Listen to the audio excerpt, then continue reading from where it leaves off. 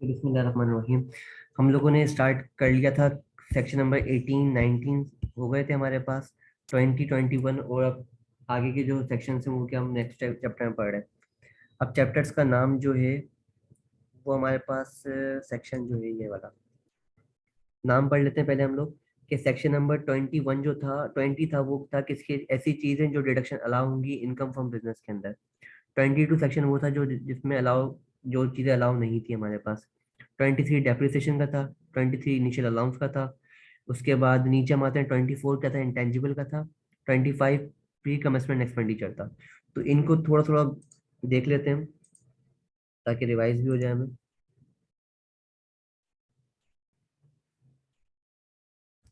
हम लोगों ने इनकम फ्रॉम बिजनेस में इनकम वाला सेक्शन पढ़ा सेक्शन 18 19 जो था वो स्पेकुलेशन का था। उसके बाद जो जहाँ डिडक्शन अलाउ थी वो था आपके पास जनरल डिडक्शन जो अलाउ था रूल थे हमारे पास सेक्शन 20 था। और स्पेशल डिडक्शन पढ़ते हैं हम लोग बाद में। और 21 कौन सा था हमारे पास जो डिडक्शन अलाउ नहीं थी हमारे पास। फिर डेप्रिसिएशन पे आते हैं। डेप्रिसिएशन कौन सा सेक्शन था हमारे पास सेक्शन 22 टू था आई थिंक सो। 22 था सेक्शन नंबर हमारे पास ये। हाँ 22 था उसके बाद हम लोग इनिशियल अलाउंस पढ़ इनिशियल अलाउंसेस। फिर 23 ए आ गया था। फिर इंटेंजिबल था हमारे पास। इंटेंजिबल सेक्शन 24 था। प्री कमेंसमेंट एक्सपेंडिचर ये क्या था हमारे पास 25 था। इसमें क्या चीज थी ये ऐसा अमाउंट जिसको हम डेप्रिशिएट करते थे। अमाउंट क्या प्री कमेंसमेंट एक्सपेंडिचर जो एक्सपेंडिचर जो जो अपना कोई भी काम करने से पहले जो एक्सपेंडिचर हमने इनकर्ड किया वो उस पर क्या लगाते थे रेट लगाते थे कितने परसेंट का 20% का। लेकिन अमाउंट क्या होता था अमाउंट कौन सा लेते थे हम प्री कमेंसमेंट एक्सपेंडिचर का। Number one expenditure before commencement of business ऐसा अमाउंट जो मैंने क्या कमेंसमेंट करने से पहले जो इनकर्ड किया था वो इंक्लूडिंग ऑफ एफएस और construction of prototype and TP activities. ठीक है ट्रायल प्रोडक्शन एक्टिविटीज वगैरह जो हमने की थी वो क्या कर देंगे ऐड कर देंगे। लेकिन कौन सी ऐड नहीं करेंगे लैंड डेप्रिशिएबल एसेट और इंटेंजिबल। ये तीन चीज हम क्या करेंगे ऐड नहीं करेंगे इसको क्या कर देंगे माइनस कर देंगे इनमें से। तो क्या मिल जाएगा मुझे अमाउंट मिल जाएगा। फिर 26 था मेरे पास साइंटिफिक रिसर्च एक्सपेंडिचर। ये रेवेन्यू एक्सपेंडिचर था। और पाकिस्तान के अंदर कौन सा काम जो पाकिस्तान में इनकर्ड हुआ हो और रिसर्च कंडक्ट हुआ हो पाकिस्तान के अंदर। ये भी हम पढ़ चुके हैं। और 27 के अंदर था एम्प्लॉय ट्रेनिंग एंड फैसिलिटी। ये तीन बातें पढ़ी थी कि एजुकेशन इंस्टीट्यूट हो या हॉस्पिटल वगैरह हो ट्रेनिंग इंस्टीट्यूट हो या ट्रेनिंग स्कीम वो किसके थ्रू एफबीआर के थ्रू। फिर 28 था हमारे पास profit on debt financial cost और लीज पेमेंट। तो हमने पढ़ा था कि हम लोगों ने फाइनेंशियल प्रॉफिट ऑन डेट पता है हम लोगों को फाइनेंशियल कॉस्ट पता था हमें। लीज पेमेंट क्या था लीज लीज में दो बंदे होते हैं एक लेसी होता है जो एसेट ले रहा होता है लीज पे। एक लेसर होता है जो क्या होता है एसेट को लीज पे दे रहा होता है। अगर हम बात करते हैं किसकी लेसी की तो लेसी क्या होगा डेप्रिशिएट नहीं कर सकता एसेट को क्योंकि एसेट है किसका असल में लेसर का। तो लेसी सिर्फ और सिर्फ क्या ऐड वो क्या सिर्फ लेस करेगा अपने पास से लीज पेमेंट लेस कर रहा होगा। उसमें क्या चीज आ रही होगी उसमें प्रिंसिपल अमाउंट आ रहा होगा और इंटरेस्ट आ रहा होगा। फिर बैड डेट होगा बैड डेट कौन सा अमाउंट जो बैड डेट वही अक्रूवल बेसिस पे या अकाउंट रिसीवेबल के अकाउंट से ऐसा अमाउंट जो हमें नहीं मिलने वाला। तो प्रीवियसली वो क्या हो इनकम में इंक्लूड हुआ हुआ हो। सेकंड क्या राइट ऑफ हो रहा हो कोई रीजनेबल ग्राउंड्स उनके पैसे नहीं देने वाला हमें। फिर इंटेंजिबल पढ़ा हम लोगों ने। ठीक है। अच्छा ऐसा एसेट जिसकी लाइफ एक साल से ज्यादा हो उसको क्या करेंगे अमोटाइज करेंगे। इसके अलावा हम क्या करेंगे इसको होल ईयर अगर लेट से और उसके पूरे साल की हम क्या करते हैं डेप्रिशिएट कर रहे होते हैं इसको। और जिसकी लाइफ अगर पता नहीं है हम लोग को तो हम क्या करेंगे उसको 25 ईयर्स के हिसाब से डेप्रिशिएट कर देंगे। फिर डेप्रिसिएशन डेप्रिसिएशन का रेट हमारे पास हमने यहाँ पे लिखा है ऊपर कि जितने भी एसेट होंगे वो किस पे डेप्रिशिएट होंगे डब्ल्यूडीवी पे डेप्रिशिएट हो रहे होंगे। बिल्डिंग जितनी भी बिल्डिंग है सबकी टाइप उस पर कितना टैक्स लग रहा होगा 10% का। Furniture fitting plant machinery journal motor vehicles and ship technical and professional books. ये जितनी भी चीजें हमारे पास ये इन पे कितना टैक्स लग रहा होगा 15% का। कि furniture fitting plant and machinery journal motor vehicle and ships and technical professional books वगैरह पे कितना लग रहा है हमारे पास 15% टैक्स लग रहा है। बाकी computer allied item including printer monitor IT related plant machinery पे कितना लगेगा हमारे पास 30%। और जनरल मशीन पे कितना लगेगा 15%। एयरक्राफ्ट या एरो इंजन वगैरह होंगे, इस पे कितना लगेगा? 30%। देन उसके बाद एक सेक्शन और था हमारे पास, वो रह गया इनकम फ्रॉम बिजनेस आते हैं।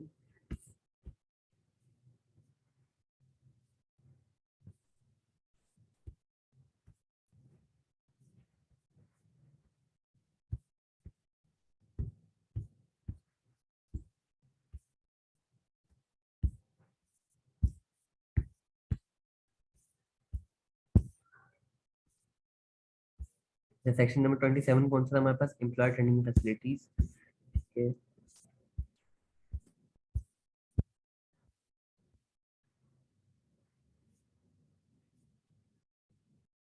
अच्छा, अगर लेट से मोटर व्हीकल अगर हम लोग क्या कर रहे हैं, डेप्रिशिएट कर रहे हैं, या डेप्रिशिएट करें तो किस पे करेंगे? अपने रिस्ट्रिक्टेड कॉस्ट कौन सी होगी हमारे पास? 2.5 मिलियन की। इससे ऊपर की हम क्या करेंगे, उस पर डेप्रिशिएट नहीं कर सकते।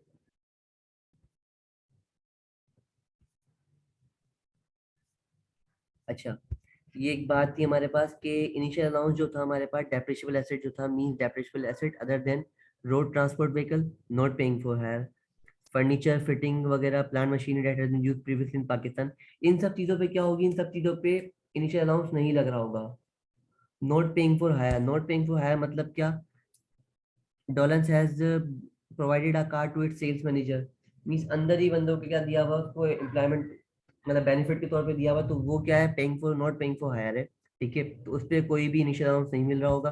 इनिशियल अलाउंस किस पे मिल रहा होगा? जैसे डायवो की बस होती है, इन सब पे क्या मिल रहा होगा हम लोगों को? इनिशियल अलाउंस मिल रहा होगा। कॉस्ट कितनी होगी इसके लिए भी? 2.5 होगी, अगर वो आप गाड़ी वालों की बात कर रहे हैं। फिर ये किन किन चीजों पे मिल रहा होगा मेरे इनिशियल अलाउंस? तो newly plant and machinery in Pakistan, मतलब ऐसी प्लांट मशीनरी जो पहली दफा यूज हो रही है पाकिस्तान में, भले वो नहीं हो, सेकेंड हैंड हो, बाहर बाहर किसी ने यूज कर लिया लेकिन पाकिस्तान में हम आए लेके, और पहली दफा यूज होगी, तो क्या होगा? इस पे इनिशियल अलाउंस मुझे मिल रहा होगा, जितना लिखा हुआ है सेकेंड हैंड और newly plant machinery from outside Pakistan. लेकिन अगर पाकिस्तान से आप खरीदो तो आपको नहीं लेनी पड़ेगी। फिर road transport vehicle plus computers, इन पे क्या होगा? मुझे इनिशियल अलाउंस मिलेगा कितने परसेंट का? 25% का। तो ये बात थी तो छोटी सी हमारे पास। अब हम एमसीक्यू सॉल्व कर सकते हैं।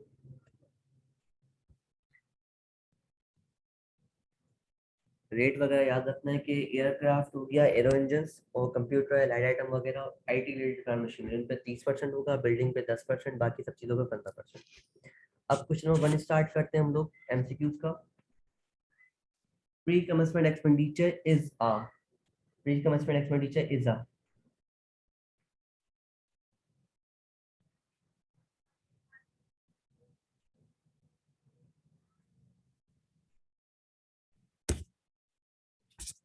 जो प्री कमेंसमेंट, एलि ये सी था ना, एलिजिबल डेप्रिशिएट एसेट था ना। ये एलिजिबल फॉर डेप्रिसिएशन, बिल्कुल। तो pre commencement expenditure is a eligible depreciable asset. Disposal consideration, disposal consideration on sale of an asset is, अच्छा कंसिडरेशन जो होगी क्या चीज होगी? वो amount receive on sale, fair market value, lower of fair market value और the amount receive, या higher of the fair market value and amount receive. Fair market value. Fair market value, ये बात हम लोग बहुत सारी, higher higher of fair market value and amount received, ये तो नहीं। नॉर्मली के हायर कौन सी लेंगे? फेयर मार्केट वैल्यू या तो एक्चुअल कॉस्ट।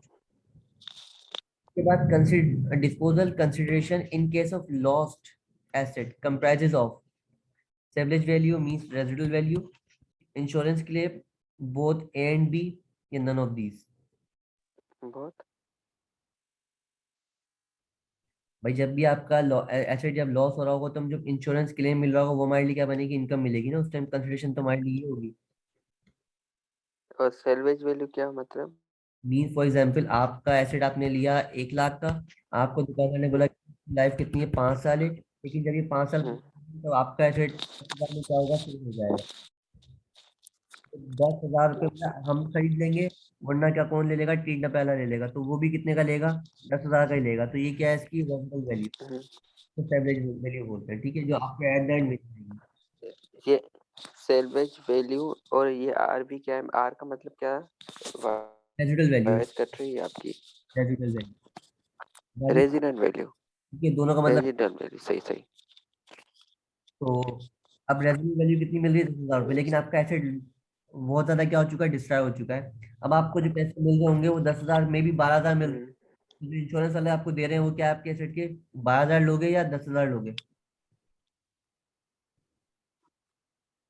12,000। 12,000 लेंगे।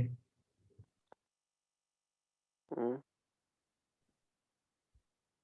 तो हम लिख लेते हैं यहाँ पे। फॉर एग्जाम्पल आप, मैंने बोला था कि वैल्यू है ना वो होगी लेट 10,000 रुपये। हाल के आखिर में बेचोगे 5 साल के बाद, 10 हम्म, कॉस्ट थी, 1 लाख रुपए कॉस्ट थी, 5 साल की लाइफ थी। और आपका डिस्ट्रॉय हो गया था। डिस्ट्रॉय होने की वजह से आपकी जो एसेट की जो इंश्योरेंस क्लेम मिल रहा है, जो इंश्योरेंस आपने करवाया हुआ था उस पर क्लेम मिल रहा है, लेट से वो मिल रहा है कोई 12,000 रुपए का। तो आप क्या लोगे कंसिडरेशन में?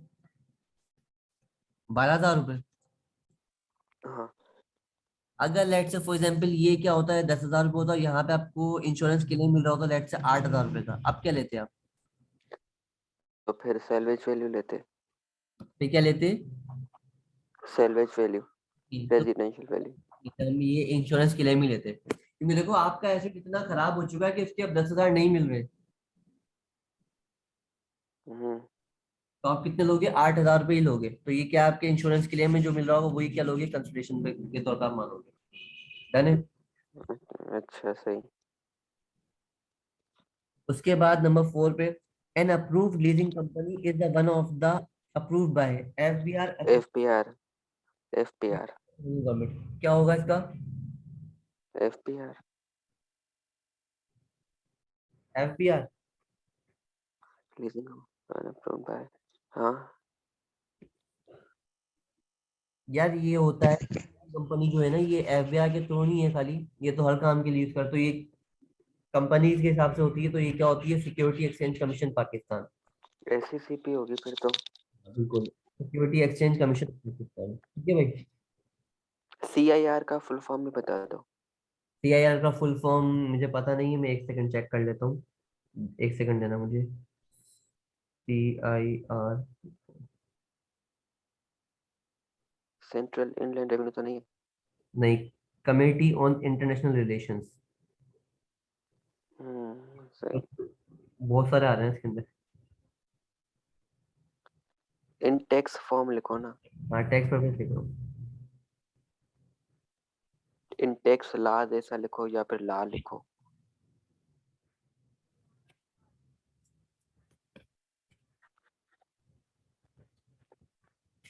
Corporate interest restriction.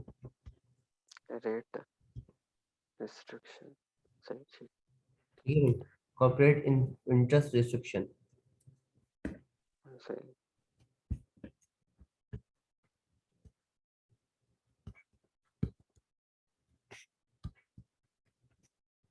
उसके बाद हमारे पास है depreciation calculated under dash is allowed as reduction against business income. कौन ये सा थर्ड में है, अलाउ है? Third schedule, third schedule depreciation and amortisation का है। पक्की बात है ये? हाँ, उस दिन तो पढ़ा था ऊपर ही। यहाँ लिखा हुआ है हमारे पास।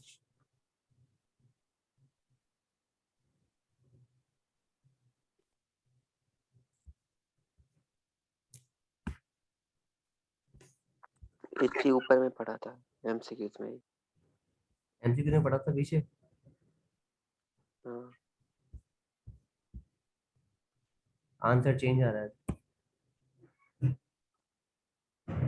डेप्रिसिएशन का तो थर्ड शेड्यूल है।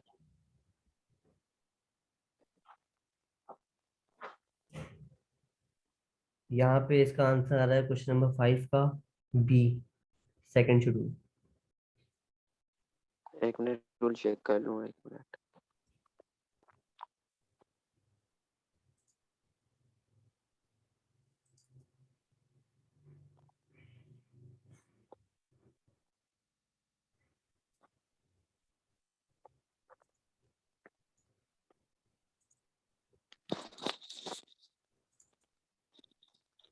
हेलो, हम्म ये फर्स्ट शेड्यूल है rate of taxes, second schedule है exemption and tax concession, third schedule है डेप्रिसिएशन एंड अमोर्टाइजेशन का। बस ठीक है, मतलब इसका आंसर गलत लिखा हुआ है। तो क्या है इसका थर्ड शेड्यूल किसका है? अच्छा लिखवा दोगे मुझे? थर्ड शेड्यूल है। पहला सेक्शन पहले हाँ, किसका है हमारे पास? डेप्रिसिएशन। डेप नहीं, पहला शेड्यूल किसका है? पहला शेड्यूल है rate of taxes. Rate of taxes का। सेकंड किसका है? Exemptions and tax concessions. Exemptions and and tax concessions. Tax concessions, ठीक है। उसके बाद third कौन सा हमारे पास? Depreciation and amortisation. Depreciation and amortisation, ठीक है। तो ये ऑप्शन कौन सा है? क्वेश्चन नंबर 5 का सी ऑप्शन सही है, थर्ड शेड्यूल। उसके बाद fair market value is determined in relation to service, requisites या services provide all of this property में ज्यादातर यूज होता है। तो इसका वैसे ऑल ऑफ दिस पे लग रहा देखो, पर किसी की फेयर मार्केट वैल्यू क्या होगी, या सर्विस की फेयर मार्केट वैल्यू क्या हो सकती है? तो इसका क्या होना चाहिए? नॉर्मली हम ये कहाँ यूज करते हैं फेयर मार्केट वैल्यू? है प्रॉपर्टी, प्रॉपर्टी में थे। प्रॉपर्टी। वैसे तो प्रॉपर्टी में था। ऑप्शन क्या है? हम्म, 6 का ए। फिर है हमारे पास in case of an asset partly use for the business, then depreciation will be allowed as reduction on days basis, fully deduction on dash half proportionate या non proportionate allowed? Proportionate proportionate है ना। बिल्कुल, 7 का क्या होगा? In case of an asset partly used for business, then depreciation will be allowed it as reduction on,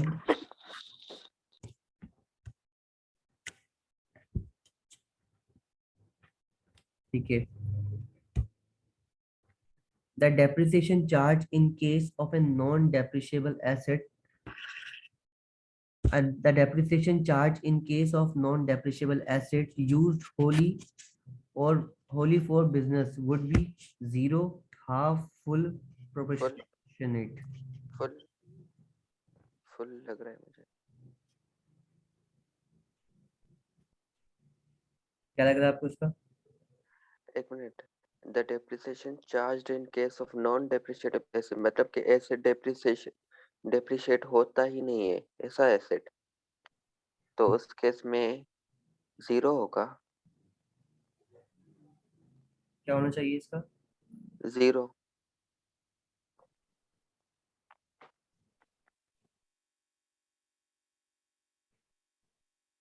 जैसे कि chair से टेबल वगैरह डेप्रिशिएट होते ही नहीं है, ये हम्म, मशीनरी तो नहीं है। ये नॉन डेप्रिशिएटेबल एसेट वही होते हैं ना, जैसे कि चेयर टेबल फर्नीचर। नहीं मतलब वो जो बिजनेस के अंदर यूज नहीं हो रहे होंगे वो नॉन डेप्रिशिएबल होंगे। जैसे इन्वेंट्री हो गई हमारे पास, उसकी कितनी डेप्रिसिएशन हो? जीरो। हम्म। अच्छा, एक सेकंड, मैंने अच्छा देख लो। बताया था।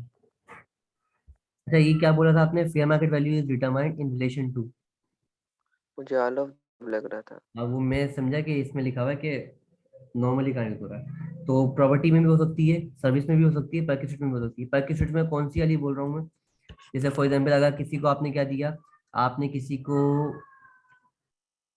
यार परक्यूसिट में क्या, जिसे को बेनिफिट दे रहे हो आप किसी को, आप आपने किसी को घर लेके दे दिया, पेंशन। एम्प्लॉय पेंशन घर, हाँ सही। तो सही। घर के केस में भी आ सकती है ना परक्यूसिट, तो हाँ हाँ वही। बी सही है। बी का हमें पता नहीं है, तो बी भी सही लगा दो, तो all of these. Sir, B का ऐसे हो सकता है मुझे मेरे हिसाब से सर्विसेज का। जैसे कि होटल वगैरह पे हम खाना खाने जाते हैं, वहाँ पे जीएसटी देते हैं। ठीक है। तो अभी हम जीएसटी 13% दे रहे थे। ठीक है। तो अचानक से ये 17% पहले से हो गया, अब ज्यादा जीएसटी बढ़ा है। तो सबने अकॉर्डिंग टू फाइनेंस एक्ट 2020 के हिसाब से वो अब 17% जीएसटी लगा रहे हैं, तो सर्विसेज प्रोवाइड कर रहे हैं। तो ये हम इसमें कंसीडर कर सकते हैं। हाँ, हो सकता है इस तरीके से। यार लेकिन इसकी की भी तो देखो, की में फिर सारे गलत है। नहीं नहीं, 6 का ये 6 का डी है।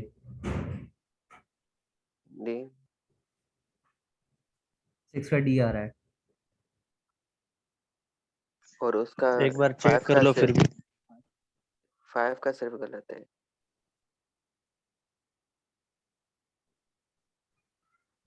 सिर्फ एक 5 का गलत लिखा था, बाकी सबका सही है। नहीं 5 एक का तो नहीं और है, 5 का थर्ड शेड्यूल लिखा हुआ था, वो मेरे से गलती से गलत की खुल गई थी। अच्छा ठीक है भाई। सही। मतलब आप गुमराह कर रहे हो लोगों को।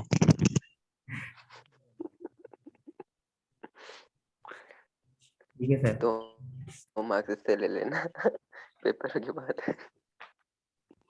अच्छा उसके बाद क्या लिखा है था, question of depreciation allowance does not arise if the income from business is, the question of depreciation allowance does not arise if income from business is, The income permanently exempt, not exempt for a specific period. All of the above लग रहा है मुझे तो। नहीं, all of the above नहीं होगा। एक minute, not exempt है तो परमानेंटली एक्सेप्ट, इस हिसाब से तो सी भी नहीं होगा, डी नहीं है तो। और for specific period permanently exempt होगा फिर ए। the question of depreciation allowance does not arise, ये arise ही नहीं होता जब आपके पास क्या हो, इनकम क्या हो आपकी exempt हो रही हो। बिजनेस इनकम क्या है, पूरी हम्म exempt, तो arise नहीं हुआ तो permanently exempt। हम्म। उसके अगर डी नहीं है तो सी तो वैसे ही काट दो। बिल्कुल। then initial allowance for the eligible depreciable asset plant machinery is allowed it at the rate of day asset, कितना परसेंट था इसका, अभी हमने पढ़ा इसका था 30% था। 30% था, एक मिनट है, इसका 15% था। 15%। प्लांट मशीनरी, हाँ इसका 15% था, 10% बाबा इनिशियल मशीनरी अलाउंस का लिखा था। हुआ, इनिशियल अलाउंस 25 था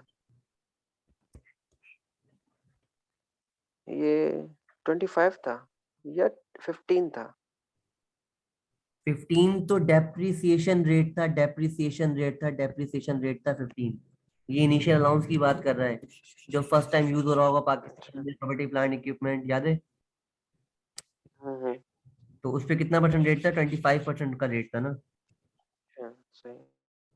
वो डेप्रिसिएशन रेट सही बता रहा हूँ, 15% किसका था, डेप्रिसिएशन का रेट था 15%।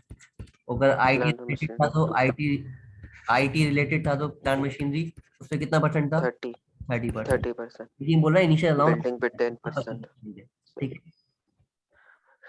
इसके अलावा इन case of in case of assets with a useful life of 1 year, depreciation is allowed it dash not on full year basis, proportionate, या all of these। life of 1 year depreciation is on full year basis, on full year basis ये on even not asset allowed की अगर is life ही क्या है, 1 साल की life है, 10,000 का एसेट लिया मैंने, उसकी लाइफ कितनी चल रही है, सिर्फ 1 साल, तो उसी साल का हम पूरा क्या कर देंगे, उसको अमोटाइज कर देंगे, डेप्रिशिएट कर देंगे, सॉरी डेप्रिशिएट कर देंगे। हम्म तो उसको ओवर द पीरियड रिकॉर्ड करने की जरूरत ही नहीं है, तो क्या होगा, is not allowed it. Not. अच्छा 22, sorry 12, the initial loss of depreciation is allowed it for depreciable asset, eligible depreciable asset, intangible asset, या all of these। all of these, अभी क्या होना चाहिए इसका, all of these 50-50 लग रहा है। इनिशियल अलाउंस तो एलिजिबल डिप्रिसिएशन के लिए होता है ना। इसके लिए दोबारा बताना आप। एलिजिबल डेप्रिशिएबल एसेट्स भी। डी। अच्छा आप कौन सा बोल रहे हो अरसलान? मुझे डी लग रहा अच्छा डी के अलावा कोई और सा लग रहा, ये दिया बोल रहे हैं, है, डी बी लग रहा है फिर तो। बी लग रहा है। ऐसा नहीं है कुछ। तो आपको डी लग रहा है, बी लग रहा है, वियास आपको बी लग रहा है, तो मुझे भी बी लग रहा है, बी ऑप्शन सही आंसर है। अच्छा सही। एलिजिबल की बात कर रहे हैं वहां पे, सारी हम्म चीज की बात नहीं कर हम्म, रहे। फिर depreciation under section 22 22 on asset partly for personal and partly for business use is allowed on basis monthly, proportionate quarterly, annually, or proportionally। Proportionate depreciation on the under section 22 होने से पार्टली सही है, तो क्या होगा प्रोपोर्शनेट?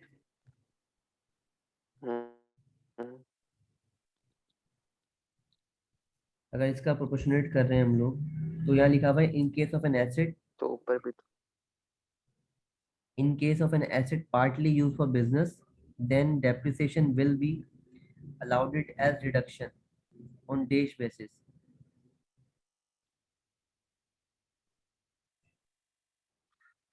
इसको देखते हैं। उसके बाद ये लिखा हुआ हमारे आंसर दोनों के पास, हाँ उसको चेक कर लेना। दोनों के आंसर देख लो। नहीं, आंसर उसका फुल ईयर आ रहा है, लेकिन हमारे हिसाब से प्रोपोर्शनेट होना चाहिए, जिसको हम लोग आराम से चेक करते हैं, ठीक है ना। उसके बाद क्वेश्चन 14 यहाँ पे आ रहा है हमारे पास के where intangible is not use for the business for the whole year. Okay, then the amortization deduction would be dash half year, full year, proportionate या none of these. Full year amortisation, यार amortisation का थोड़ा मुझे वो बता देना definition, मतलब amortization क्यों है सर? कोई भी इंटेंजिबल होता है ना हमारे पास, अगर टेंजिबल है, सॉरी, हमारे पास क्या होता है, नॉन करंट एसेट होता है जिसकी लाइफ क्या हो, मोर देन क्या हो 12 मंथ्स हो, तो वो क्या है हमारे पास नॉन करंट एसेट। इसमें दो टाइप आती है, एक होता है टेंजिबल एसेट और एक होता है हमारे पास इंटेंजिबल एसेट। इंटेंजिबल एसेट, ठीक है। इसकी क्या हो, फिजिकल एग्जिस्टेंस होती है, इसकी फिजिकल एग्जिस्टेंस नहीं होता। फॉर एग्जांपल सॉफ्टवेयर हो गया हमारे पास, पैटेंट्स हो गए, या फिर क्या होता है प्रॉपर्टी प्लांट इक्विपमेंट आ गया, ठीक है। सही। तो डेप्री टेंजिबल एसेट पे क्या चार्ज होती है, डेप्रिसिएशन चार्ज होती है, लेकिन इंटेंजिबल पे क्या चार्ज होती है, अमोर्टाइजेशन चार्ज होती है बस, अमोर्टाइजेशन, ठीक है। अच्छा सही सही तो अगर सही सही। एसेट जो क्या हो, इंटेंजिबल एसेट जो है वो in the where an intangible asset is not used for business for whole year, पूरे साल के लिए नहीं था, then the amortisation deduction would be dash on basis. किस ईयर पे होगी, half year, full year, proportionate या none of these? None of this. एक मिनट, अमोर्टाइजेशन डिडक्शन कितनी होगी इंटेंजिबल में? फुल ईयर चार्ज होगी, फुल ईयर। फुल ईयर, क्योंकि अभी आपने सॉफ्टवेयर की बात की ना, वो तो साल साल का टाइम पीरियड होता है ना सीन। नहीं, वो साल साल का होता है, लेकिन हम लोगों ने क्या किया, उसको पूरा साल यूज ही नहीं किया बिजनेस में।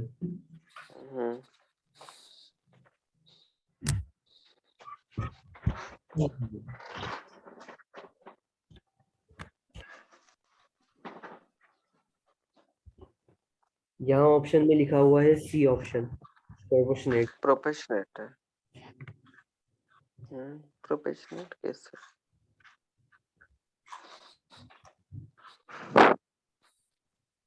ये तो उस कंडीशन में होता है, न्यूट्रल वाली कंडीशन में। ये इस तरह समझो कि फॉर एग्जांपल आपका एसेट जो था वो बना ही कब आपके पास, 1 जुलाई को, तो स्टार्ट में तो था ही नहीं आपके पास,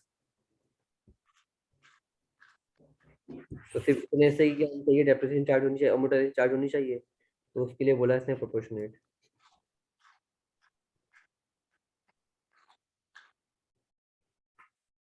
उसके बाद क्वेश्चन 15 पे हम आते हैं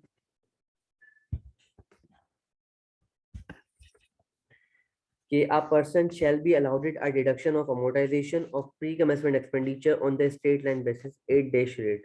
अभी अभी हमने ये रेट पढ़ के आए, 25। अभी भी पढ़ा है हम लोगों ने रेट। 25%।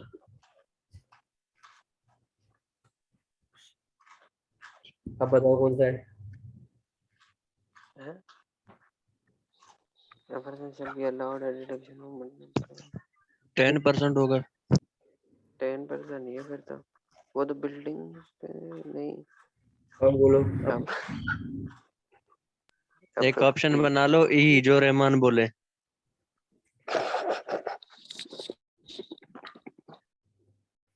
सर मैं आपको यहाँ दिखा देता हूँ, अगर आपको माइंड ना करें आप ना, ये लिखा हुआ प्री कमेंसमेंट एक्सपेंडिचर की इसकी फुल फॉर्म क्या है, प्री कमेंसमेंट एक्सपेंडिचर, कितना रेट है इसका, 20%। 20%। तो क्या ई ऑप्शन में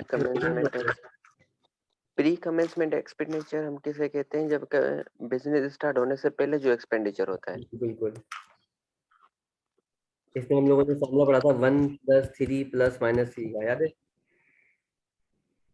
तो इसको वैसे pre commencement expenditure business start होने से पहले अगर हम ऐसे कहते हैं तो फिर मतलब कि अगर 1 करोड़ का बिजनेस कर रहे हैं उसमें 2 लाख की क्या नाम है ट्रांसपोर्ट ये वो चीजें भी लग गई तो फिर हमने टेक्निकली देखा जाए तो 98 lakhs का बिजनेस स्टार्ट किया है बट हम बोलते हैं कि 1 करोड़ का किया है।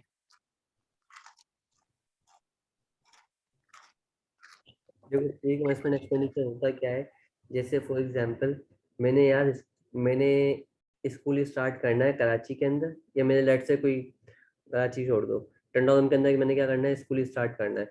अब स्कूल के लिए क्या करना है, मैं डायरेक्ट जाके इन्वेस्टमेंट कर दूं, नहीं कर सकता ना डायरेक्ट, तो मैं क्या करूंगा, फिजिबिलिटी स्टडीज वगैरह बनाऊंगा, क्या वहाँ जाके चेक करो कि वहाँ कोई बच्चा है पढ़ने वाला ओलेवल्स सेरेवल्स का या सीए वगैरह का, कि वहाँ बच्चे पढ़ेंगे नहीं पढ़ेंगे, तो वहाँ जो बंदे रहेंगे चेक वेक करेंगे, तो उसमें खर्चा करना पड़ेगा उनको, फिजिबिलिटी स्टडीज वगैरह बनानी पड़ेगी, इधर पोर्टफोलियो वगैरह बनाना पड़ेगा, तो उसके लिए जो खर्चा वगैरह आएगा उसको अमोर्टाइज करने के लिए बोला है, कितने परसेंट है, 20% पे। लेकिन उसके अंदर कोई भी लैंड अगर परचेज कर रहे हो वो डेप्रिशिएबल एसेट होगा या अमोर्टाइजेबल एसेट होगा, ये सब चीजें नहीं आनी चाहिए, तो -3 इससे था। ठीक है भाई। बाकी वो सर्वे वाली चीजें थी वो इसमें आएंगी वो सब अमोर्टाइजेशन में वो प्री कमेंसमेंट एक्सपेंडिचर। एक्सपेंडिचर। उसके बाद लिखा हुआ है amortisation in any case can not be days to और from total cost of the intangible. Amortisation जो है कभी भी नहीं होगी, क्या नहीं होगी, इक्वल नहीं होगी, लेस नहीं होगी, हायर नहीं होगी, या नन ऑफ दीज। इक्वल। दोबारा देख लो एक दफा।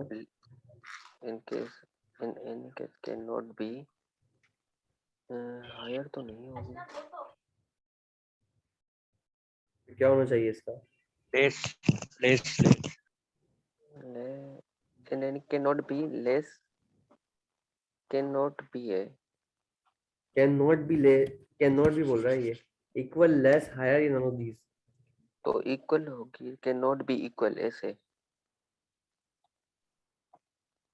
भाई कैन नॉट बी इक्वल हो भी सकती है, और हायर हायर भी नहीं होगी फिर तो तो क्या हायर होना हो चाहिए? सकती है। हायर हो सकती है ना भाई। अगर इक्वल हो सकती तो फिर हायर भी बट इक्वल और हायर तो अमोर्टाइजेशन में मुझे लग रहा है नहीं। अलग अलग बात है, इक्वल अलग बात है, हायर अलग बात है। इक्वल मतलब बैलेंस। आप लोग क्या लगाते हैं अगर पेपर में एमसीक्यू आता है ना, तो क्या लगाते? मुझे तो का ए ही लग रहा है। अरसलान साहब भी लगाते हैं, और दिया साहब आप क्या लगाते? बी। लेस आप लेफ्ट सी लगाते। लगाना। क्या नाम है, जिया साहब। और मैं होता तो मैं तो हायर लगाता।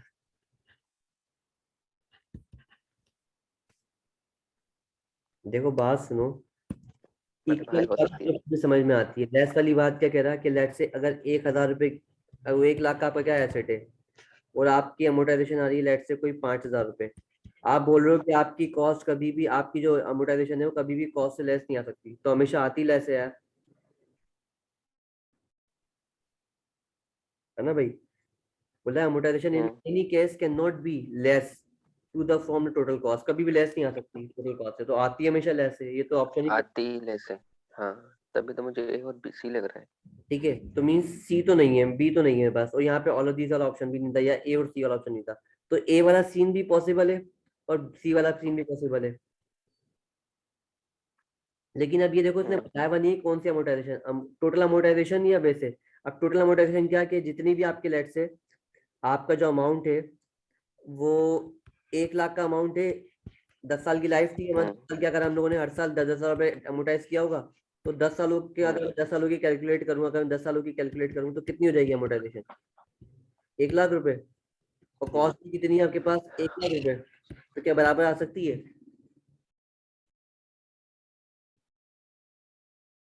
भाई बराबर आ हाँ सकती, बराबर है। बराबर आ सकती, 10 साल हम्म तो बराबर हो जाएगी। लेकिन क्या कभी ऐसा हम्म होता है कि आपके पास कॉस्ट थी, आपके पास 1 लाख रुपए, अमोर्टाइजेशन टोटल मिला के आ गई 1,20,000 रुपए, ऐसा हो सकता है कभी? नहीं। तो ये ऑप्शन सही हो जाएगा। हम्म कॉन्सेप्चुअली सही। साउंड हो रहा हो ना? हाँ हाँ हाँ ठीक है। Got it. उसके बाद a deduction from the amortization is allowed it only when the intangible has a useful life of dash less than 1 year, equal to 1 year, higher than 1 year या infinite वो indefinite period. less than 1 year.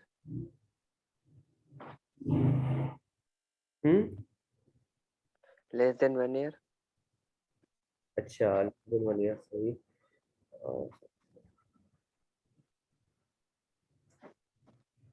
भैया साहब आप क्या बोलोगे इसका?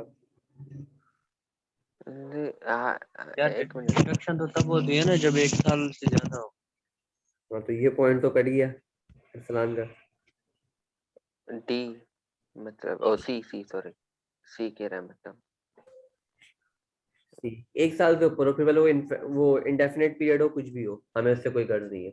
अच्छा अगर इंडेफिनेट पीरियड हो तो कितने साल तक अमोर्टाइज करेंगे हम लोग इसको? 5 या 10. 25 हाँ आपने बताया था। ठीक है.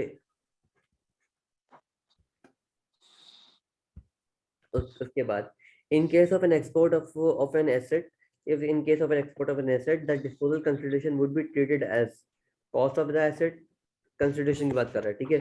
cost of the asset, fair market value at the time of export, consideration received and none of these. In case of export of any asset, cost of asset, consideration received, disposal. हमने अभी तक जो भी consideration की बात की उसमें fair market value को ही लाए हैं बीच में, तो मेरे ख्याल में तो बी होना चाहिए। मुझे तो बी बिल्कुल नहीं लग रहा है, ए और सी में लग रहा है मुझे। पर क्या लग रहा है आपको? ए और सी में लग रहा है क्योंकि डिस्पोजेबल कंसिडरेशन है तो उसमें फिर ट्रांसपोर्ट ये चीजें भी रेट अलग से होंगी, फेयर मार्केट वैल्यू तो एसेट की अलग से होती है। देखो इसमें क्या बोला है इसने, इन केस ऑफ एक्सपोर्ट. एक्सपोर्ट क्या होती है? एसेट को मंगवाना या भेजवाना? भिजवाना। भिजवाना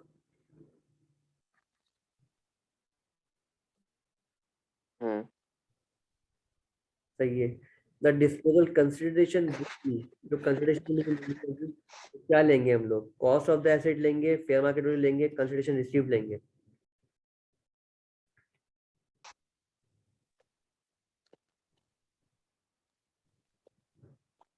कॉस्ट ऑफ एसेट। यहाँ पे ऑप्शन में आ रहा है, इसका आंसर आ रहा है इसका 18 का ए. वैसे सी भी हो सकता है but overall cost of asset ज्यादा चांस। यहाँ अपने इसने एक्सपोर्ट बोल दिया तो कॉस्ट ऑफ द एसेट मान लेते हैं. Disposal consideration would be treated as cost of asset. अच्छा ये लिंक हमारा ऑफ होने वाला है तो दोबारा से सेंड कर दो. सही।